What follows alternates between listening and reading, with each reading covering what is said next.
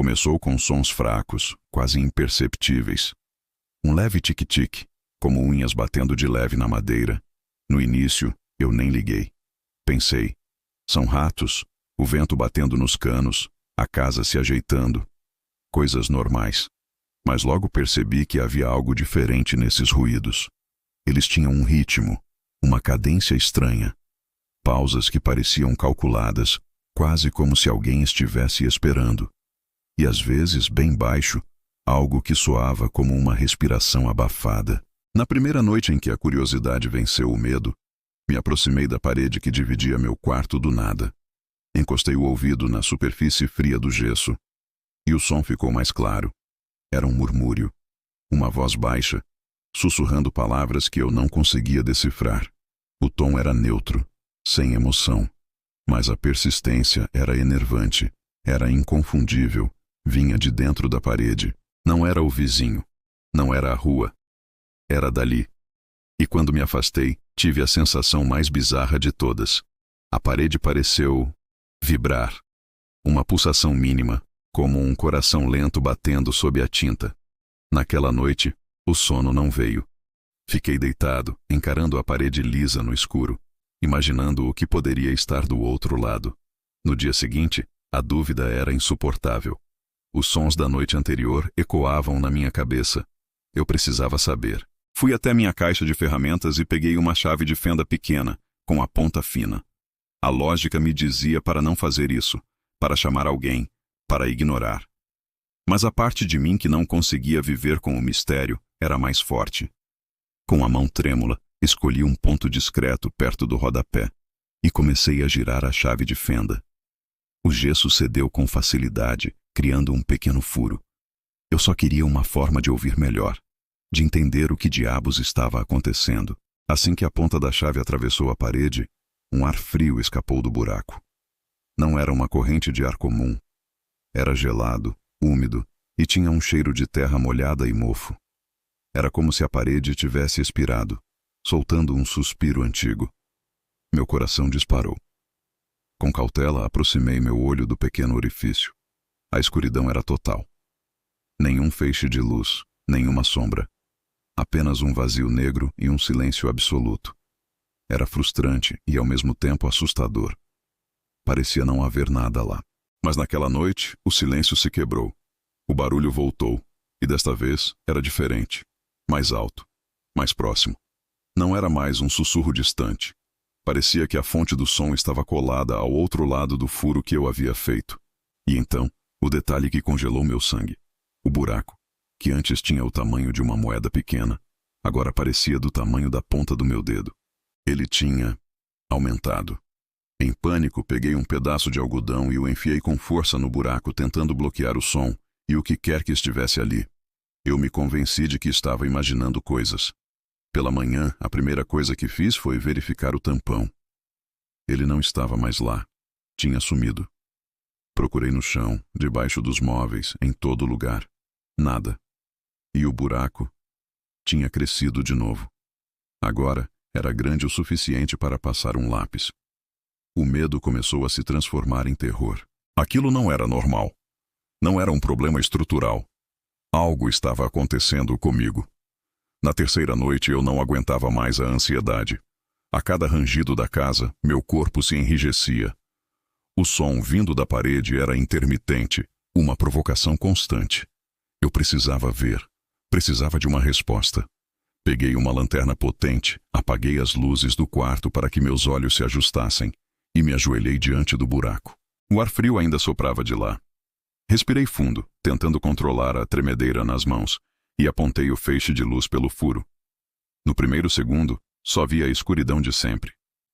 Mas então, algo se moveu dentro do raio de luz. Foi rápido, um borrão. Ajustei o foco, e por um clarão brevíssimo, antes que a coisa recuasse para a sombra, eu vi um olho humano, aberto, fixo, me encarando de volta. Não havia rosto, não havia corpo, apenas aquele olho solitário, observando-me da escuridão. O grito que saiu da minha garganta foi puro instinto. Eu me joguei para trás, caindo no chão, me arrastando para longe da parede. Meu coração parecia que ia explodir. Quando finalmente criei coragem para olhar de novo, a parede estava imóvel, seca, fria, como se nada tivesse acontecido. No dia seguinte, eu não conseguia nem olhar para aquela parede. Chamei o primeiro pedreiro que encontrei. Inventei uma história sobre um vazamento.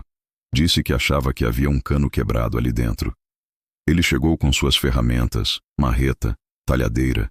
Eu só queria que ele abrisse aquilo e me mostrasse que não havia nada lá, que eu estava ficando louco. Ele começou a bater na parede. O som do martelo quebrando o gesso era alto, violento. Pedaços de reboco caíam no chão. Eu observava, tenso, esperando que o vazio aparecesse. E então ele quebrou a primeira camada. Atrás, apenas concreto sólido. Não havia espaço oco. Não havia canos. Nada. O pedreiro me olhou, confuso. Não tem nada aqui, senhor. É uma parede maciça. Mas enquanto ele falava, no intervalo entre uma martelada e outra, eu ouvi, vindo de dentro do concreto, um som baixo e claro de risadas infantis. E o pedreiro parou. Sua expressão mudou. Ele olhou da parede para mim, os olhos arregalados, e sussurrou. Isso não era o vento. Ele juntou suas coisas e foi embora, sem cobrar. Me deixou sozinho com a parede remendada e o som das risadas na minha cabeça. As coisas ficaram quietas por um tempo, mas eu sabia que não tinha acabado.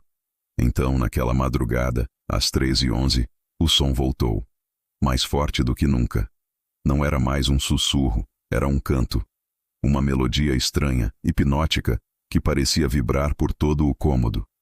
Levantei da cama, o corpo inteiro tremendo. A luz da lua que entrava pela janela revelou a parede. O buraco estava lá de novo. E agora era grande demais. Grande o suficiente para eu colocar meu punho através dele. No escuro, eu conseguia ver um brilho úmido vindo de dentro, como se o interior estivesse molhado. Contra toda a minha razão me aproximei. Meu rosto estava a centímetros da abertura, e eu perguntei com a voz embargada, "Tem alguém aí?" O silêncio que se seguiu foi pesado, denso. Durou uma eternidade. E então, uma voz suave, quase gentil, respondeu do outro lado. Sim, agora tem. Naquele instante, o gesso em volta do buraco começou a se abrir. Rachaduras se espalharam pela parede como veias. Algo empurrou de dentro para fora. Um braço pálido e fino atravessou o gesso, os dedos se contorcendo no ar do meu quarto.